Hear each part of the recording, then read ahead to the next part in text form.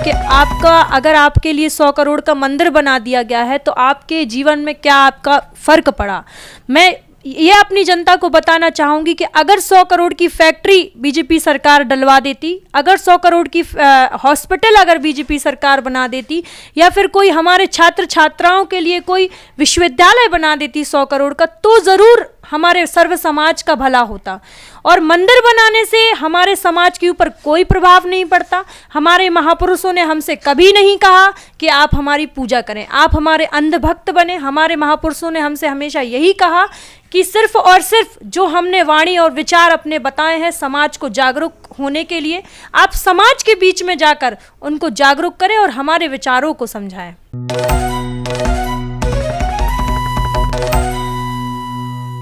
No फिकर के कार्यक्रम हम क्यों ना पूछे में आप सभी का स्वागत है। और आज हमारे साथ हैं सागर विधानसभा से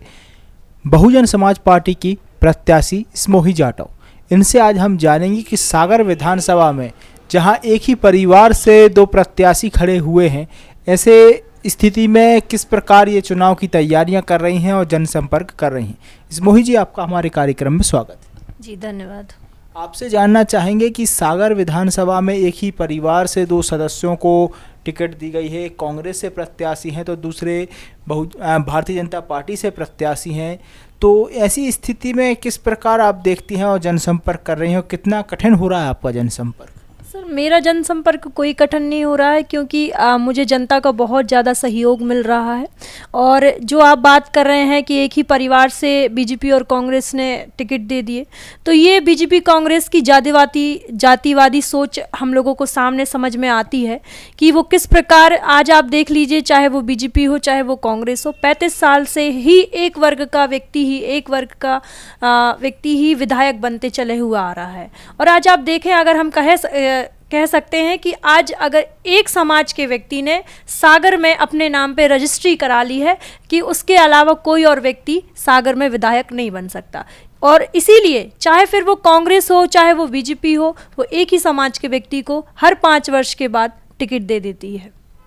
तो आपने जैसे एक समाज यानी कि जैन समाज की बात की, तो जैसे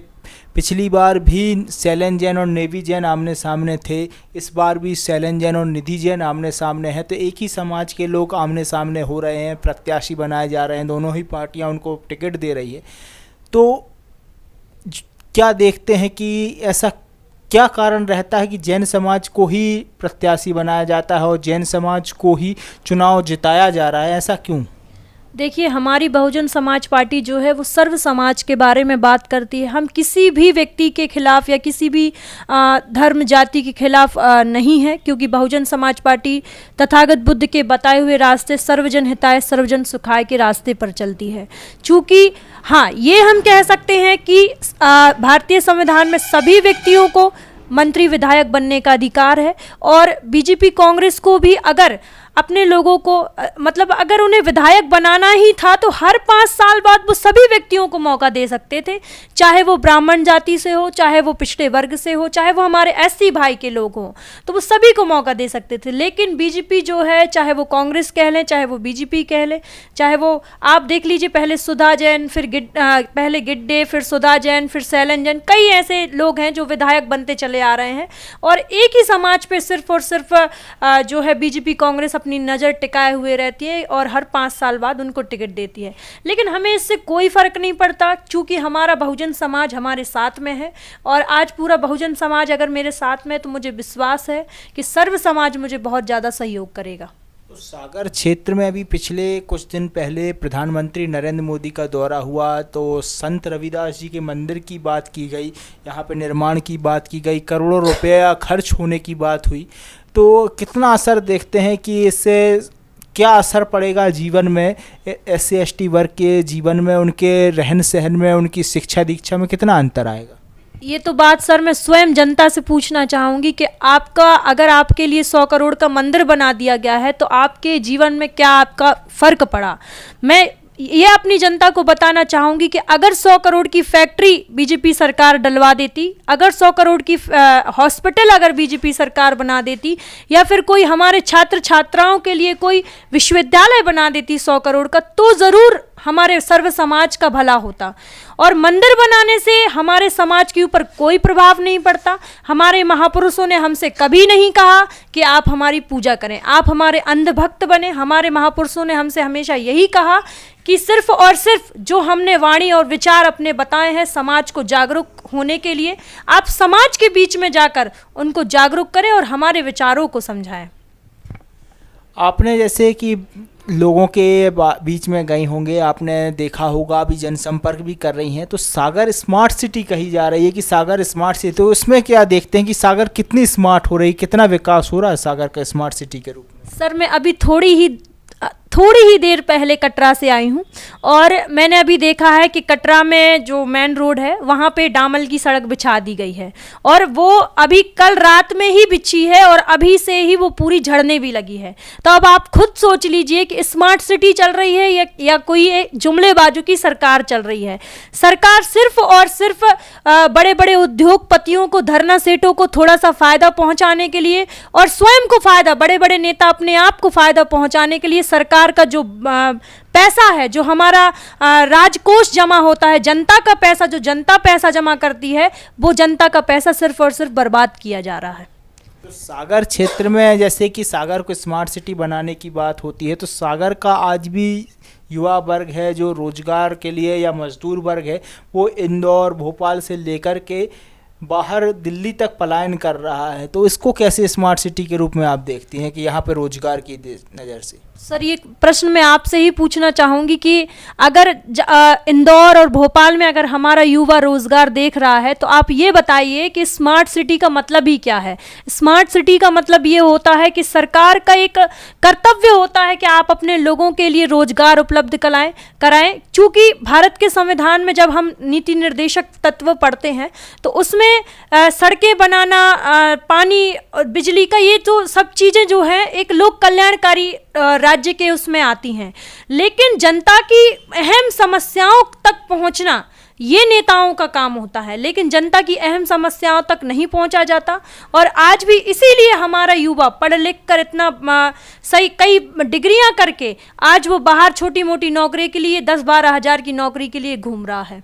तो जैसे सागर शहर की स्वच्छता की बात की जाती है और इसके लिए काफ़ी बातें विधायक शैलेंद्र जैन करते हैं, यहाँ पे मंत्री भूपेंद्र सिंह करते हैं, तो यहाँ की स्वच्छता और यहाँ के विकास के लिए स्मार्ट सिटी प्रोजेक्ट की बागडोर भी कहीं ना कहीं मंत्री भूपेंद्र सिंह अपने कंधों पर लेने की बात करते हैं। तो यहाँ पे साफ़ सफाई नहीं देखी जाती, यहाँ तक कि विधायक शैलेंद्र जैन के घर के सामने भी कचरा देखा जा सकता है। तो यहाँ की स्वच्छता को कितने अंक आप देती हैं एक मतदाता के रूप में या फिर सागर के रहवासी के रूप में? सर, मैं बिल्कुल 0 अंक देना चाहूँगी, क्योंकि आज आप देख लीजिए कि गंदे नाले डले हुए हैं, उनको ढकने का काम नहीं किया जाता। आप ज़्यादातर SC ST OBC की बस्तियों में जाकर देख लीजिए, वहाँ की सड़कों में से गंदी नालियाँ, मतलब कीचड़ निकलती है, इस तरीके की सड़कें बनी हुई हैं। और आज आप अगर सफाई की बात कर रहे हैं, आप देखिए आज हमारा जो सफाई कर्मचारी है सागर में, सफाई कर्मचारी रोज सुबह 5 बजे से उठ के साफ सफाई करने के लिए जाता है, पूरे सागर को स्वच्छ करता है। लेकिन अभी वर्तमान में ही जब अगर उन्होंने 10 दिन की हड़ताल की, तो 10 दिन की हड़ताल करने के बाद उनका 10 दिन का जो कर्मचारियों का जो वेतन होता है, 7 दिन का वेतन जो होता है, वो काट लिया गया। तो किस प्रकार का सरकार जो है, आप बात कर रहे हैं कि शैलेंद्र जैन कई कार्य कर रहे हैं, ऐसा कुछ भी कार्य नहीं हो रहा, सिर्फ और सिर्फ जुमलेबाजी हो रही है और सरकार और जो है सिर्फ अपने अपने फायदे के लिए काम कर रही है।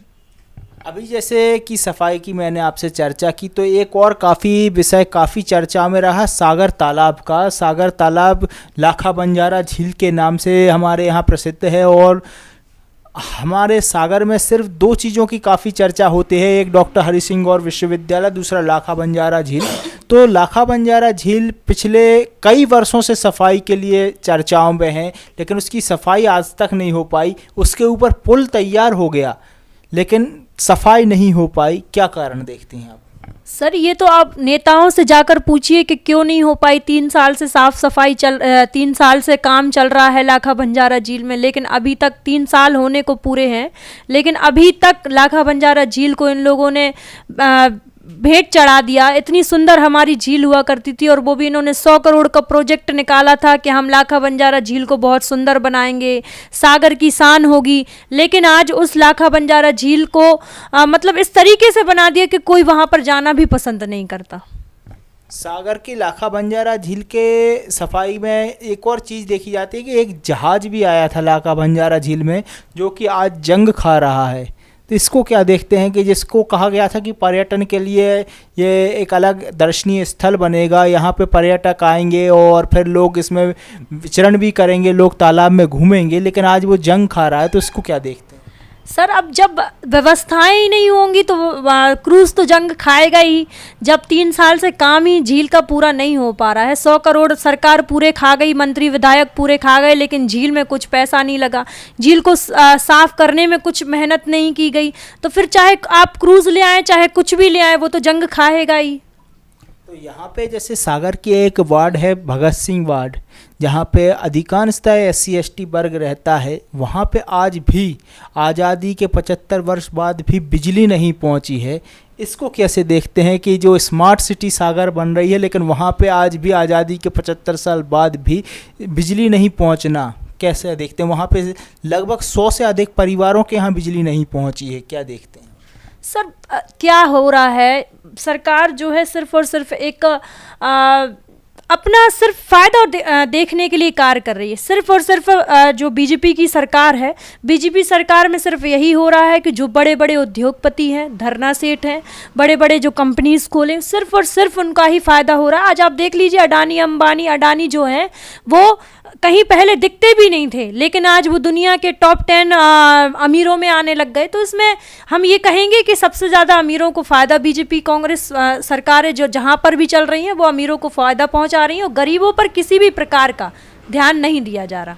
जैसे आपने अमीरों की बात की, तो सागर में जैसे बड़े बड़े परिवार आज राजनीति में हैं, चाहे वो शैलेन जैन का परिवार हो, चाहे निधि जैन का परिवार हो, चाहे SBN के मालिक अनिल तिवारी हो, चाहे मुकेश जैन ढाना हो, इसके अलावा ऐसे कई परिवार हैं, सुशील तिवारी हों, सभी राजनीति में हैं। लेकिन आपने कभी ये चीज़ नहीं देखी होगी कि वो SC/ST वर्ग के बीच में जाते हैं, इनके विकास के लिए नहीं जाते, लेकिन आज मतदान के लिए जाते हैं। तो ये क्या कारण देखते हैं कि ऐसा आज भी वो पक्षपात, जातिवाद देखते हैं इनके बीच में, ये क्या कारण देखते हैं? तो सर, ये तो आप लोगों को पता ही है ना कि जब जो भी व्यक्ति अब अगर धरना सेठ है, अमीर है, तो उन्हें गरीबों की बस्तियां वैसे भी पसंद नहीं आती और गरीबों की बस्तियों में वो जाना पसंद भी नहीं करते। हाँ, लेकिन अब अगर उन्हें टिकट मिला है तो 5 साल में कम से कम वो एक बार तो उन्हें मजबूरी है, जाना पड़ेगा, नहीं तो वोट कैसे मिलेगी। तो इसीलिए ये सब चीज़ें हमारे गरीबों के उसमें नहीं, हमारा समाज अब बहुत अच्छे से समझता है कि 5 साल में सिर्फ ये लोग शकल दिखाने अपनी आ जाते हैं कभी कभार,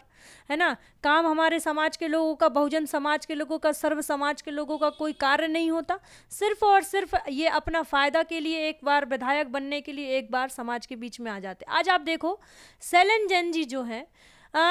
5 साल मैंने कभी अपने वार्ड में शैलेन जी के लिए नहीं देखा, लेकिन अभी जब चुनाव आने वाला था तो चुनाव के अभी कुछ समय पहले ही शैलेन जैन जी कोई कार्यक्रम में आए थे और उसके पहले मैंने कभी भी उनके लिए किसी भी वार्ड में कोई कार्यक्रम में नहीं देखा। तो ये सिर्फ और सिर्फ वोट बैंक की राजनीति चल रही है और इन लोगों के लिए सबसे बड़ी बात यह है, इन लोगों के लिए सिर्फ और सिर्फ हमारा SC/ST OBC जो वर्ग है उसको भ्रमित करने का काम किया जाता है, क्योंकि इन्हें मालूम है कि हमारा बहुजन समाज जो है, सर्व समाज जो है, वो बहुत सीधा साधा है। और ये लोग क्या करते हैं कि जब चुनाव में आते हैं और पता है इन लोगों के लिए कि सबसे ज़्यादा अगर वोट हमारी कट सकती है तो सिर्फ बहुजन समाज के लोग काट सकते हैं, तो ये उन्हीं मोहल्लों में, उन्हीं गलियों में सबसे ज़्यादा पैसा भी बंटवाते हैं और पैसा बंटवाने के कारण हमारे लोग बहक जाते हैं और बहकने के बाद वो फिर उस तरीके से वोट करते हैं। तो कितना वोट बैंक है आपका SC/ST वर्ग और OBC वर्ग का जो सागर क्षेत्र में, सागर विधानसभा क्षेत्र में है?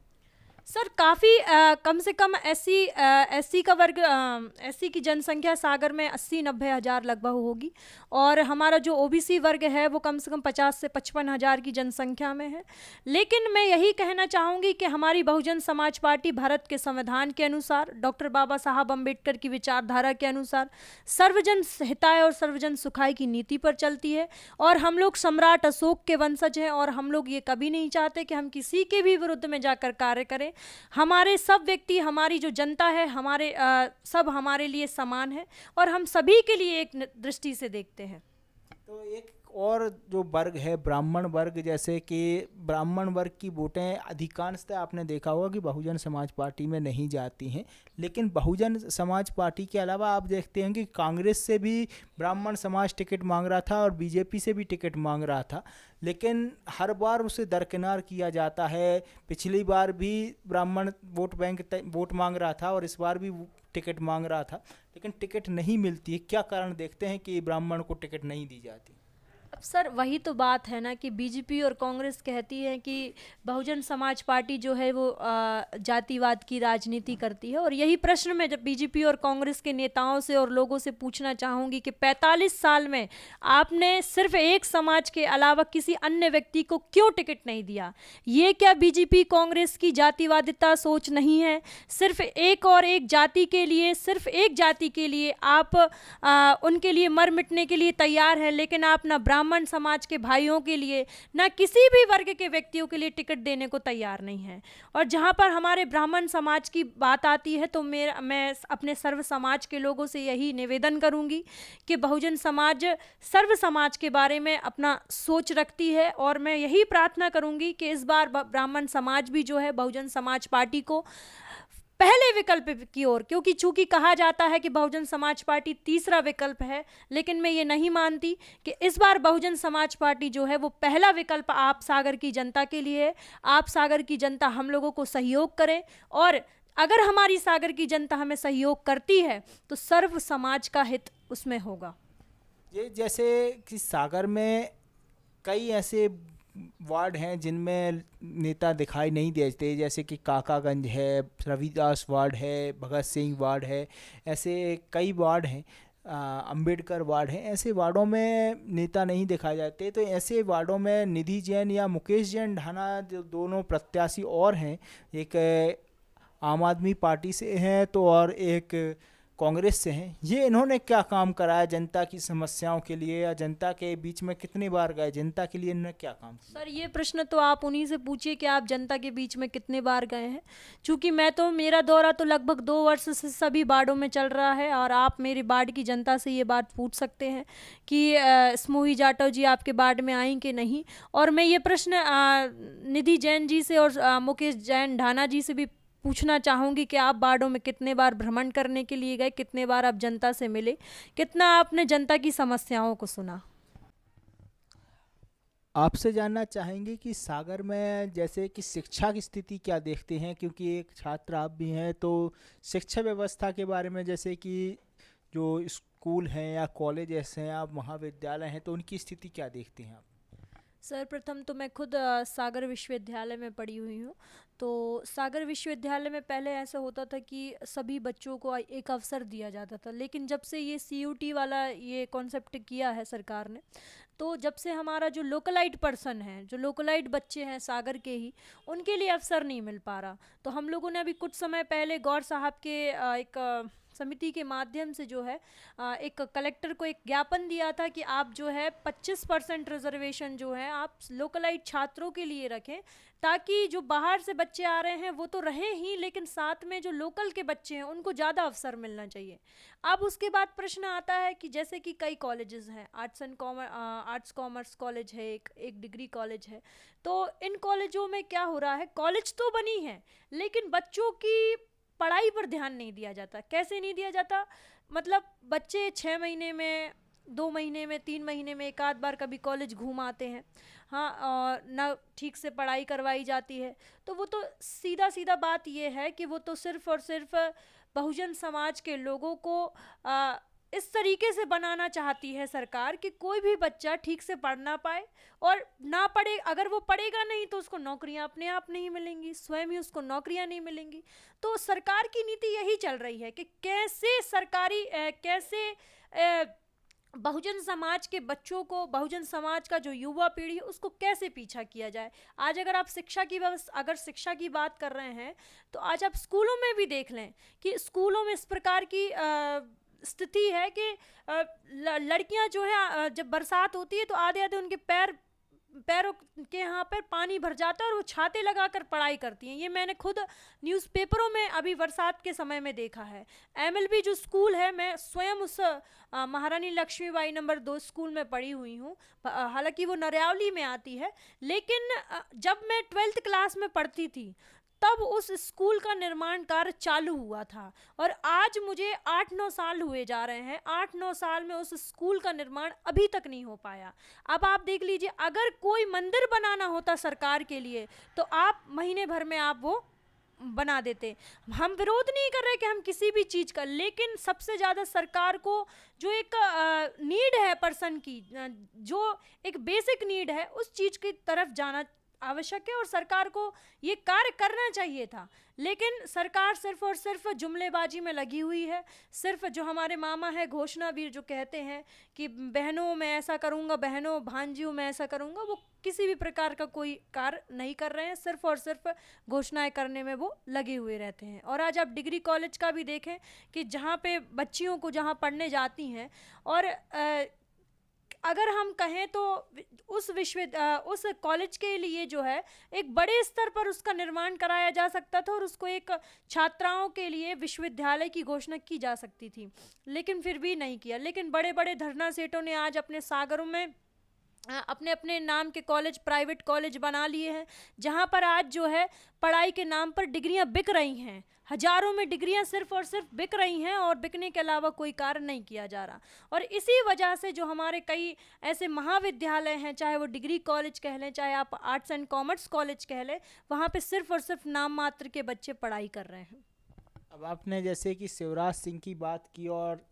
बच्चियों के मामा का जिक्र किया, तो एक और लाडली बहना योजना वो चला रहे हैं और दूसरी ओर आपने देखा होगा कि रिकॉर्ड बताता है कि मध्य प्रदेश में महिलाओं के साथ या युवतियों के साथ होने वाले क्राइम में मध्य प्रदेश नंबर 1 पहुंच गया है। तो दोनों को कैसे तालमेल आप देखते हैं? क्या रिकॉर्ड्स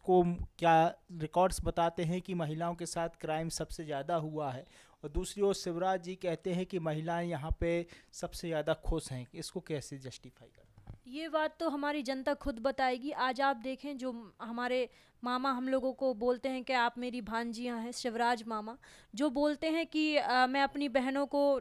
मतलब ठीक से रखूँगा, 1,000 रुपया महीना दूंगा। तो मैं अपनी प्रदेश की बहनों से या सागर की बहनों से ये पूछना चाहूँगी, क्या 1,000 रुपये में आपके बच्चों की शिक्षा पूर्ण हो जाएगी? क्या आपका घर पल जाएगा? क्या आपका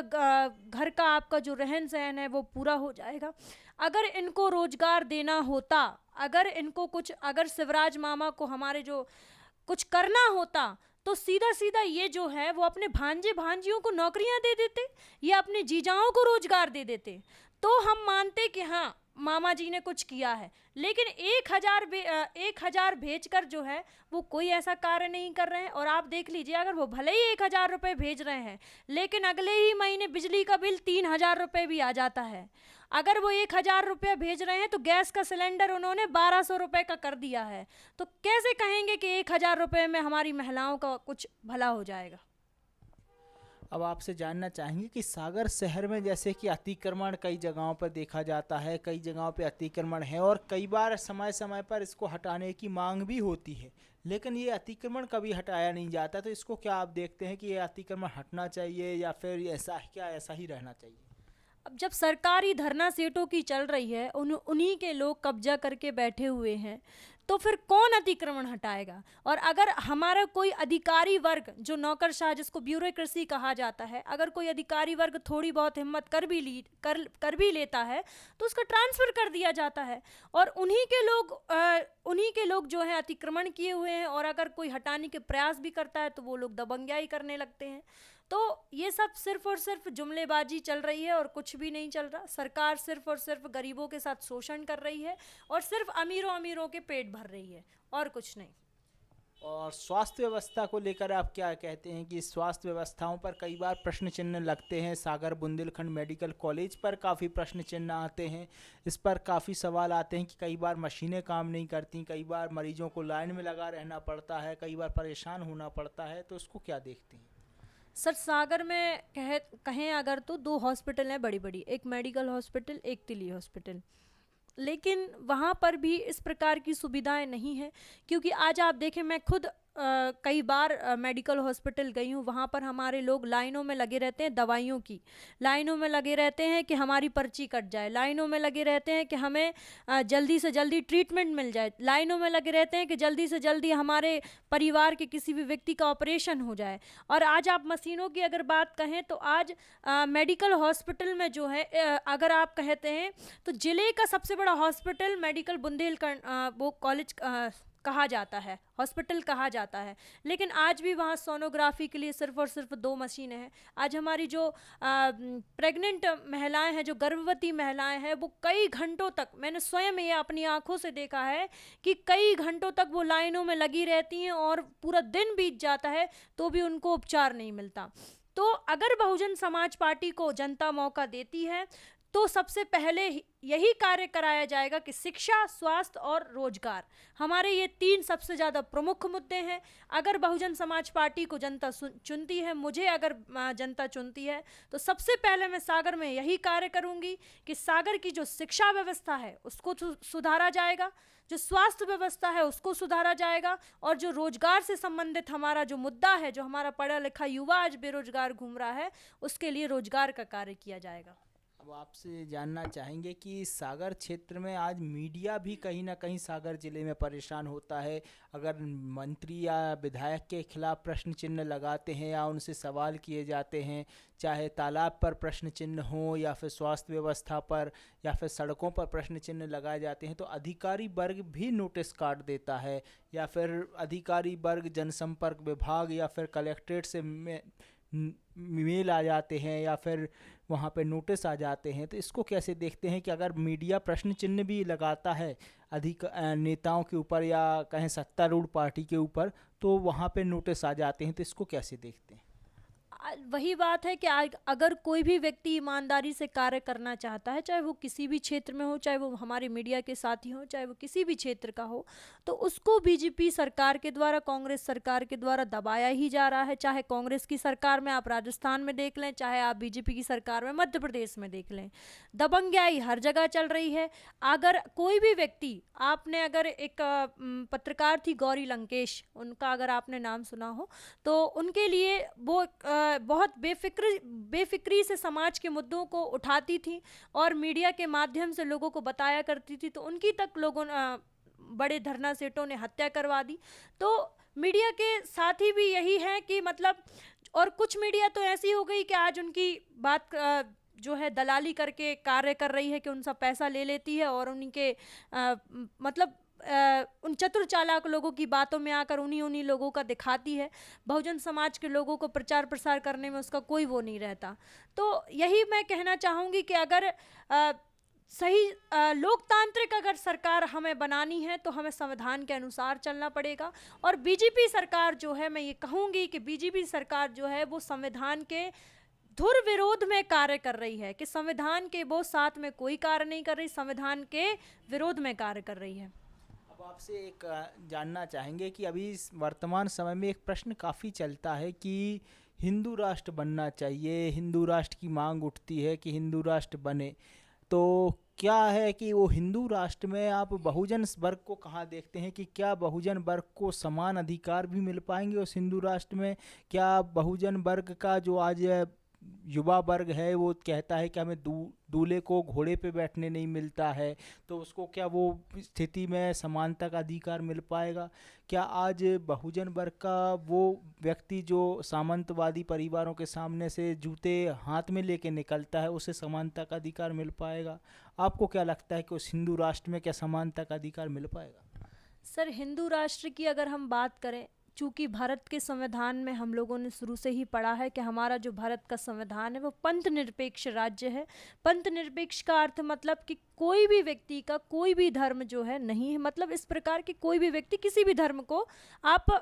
स्वतंत्रता के साथ मान सकते हैं। और मैं ये जो बात आप कह रहे हैं कि बीजेपी सरकार जो हिंदू राष्ट्र बनाना चाहती है, तो मैं यही कहूँगी कि बीजेपी सरकार किस प्रकार का हिंदू राष्ट्र बनाना चाहती है। चूँकि देश का राष्ट्रपति भी हिंदू है, देश का प्रधानमंत्री भी हिंदू है, देश के सांसद विधायक भी हिंदू हैं, देश के पंच सरपंच भी हिंदू हैं, तो बीजेपी सरकार से मैं ये पूछना चाहती हूँ कि आप किस प्रकार का हिंदू राष्ट्र बनाना चाहते हैं? आपसे अब अंतिम प्रश्न कि सागर में एक राजनीतिक सुखबुगाहट भी है कि कांग्रेस और बीजेपी दोनों के प्रत्याशी एक ही हैं, एक परिवार से हैं, तो उन्हें राजनीतिक एक भी माना जा रहा है कि गंगाधर ही शक्तिमान है। इस तरीके की चर्चाएं भी सागर में काफ़ी हैं, तो आपका क्या विचार है इसमें कि आपने इसमें देखा होगा, आप भी जनता के बीच में कैसी चर्चाएं देखती हैं? सर इस बार चर्चा यही है कि